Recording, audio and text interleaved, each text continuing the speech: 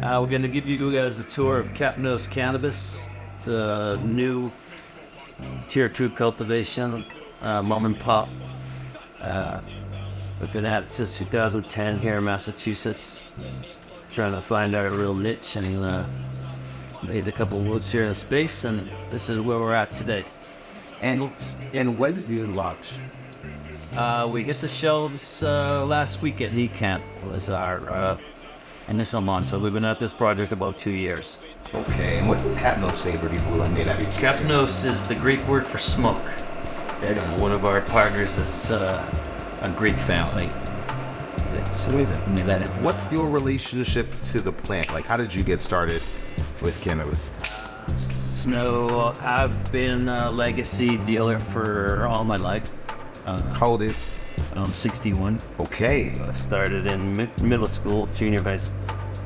I had my one and only arrest was when I was 17. Fortunately, I was a minor, and all I had was a QP busted up under my seat in my car. So we were able to talk our way out of that one, and I learned my lesson and didn't get hooked since. And then 2010, we really started looking at it, the cannabis, for medical purposes. I was diagnosed with cancer, and my wife has Crohn's disease, which is a debilitating problem for her, and cannabis really helped us out quite a bit. So 2010, we started with a group in Rhode Island, tried to get their license there. They were not one of the 3 that was granted, and then 2012 we took a shot here in Massachusetts. We're not one of the handful that were granted. 2015 we took a shot at it again, and we're successful here with 4 Daughters Compassionate Care was the name of the company. We have 4 adult daughters now, my wife Lynn and I.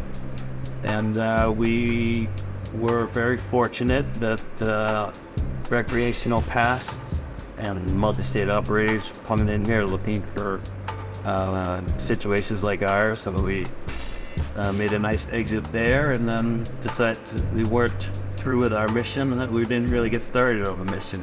Things just happened so quick. We were very, very fortunate to come out ahead on that deal and in good shape. It's a tough business, but we didn't really do what we had set out to do. And this with Kapnos is we're hoping to bring some good medicine to patients here in Massachusetts, and also provide a quality product for the recreational market. So Brian, what have you learned in trying to bring, products to the legal market in Massachusetts? And what would you give aspiring operators like advice? Well, let's see. I've learned that there's a lot to do and figure out. You keep on coming at it, but you just gotta keep plugging away. We're even in the cultivation part of things.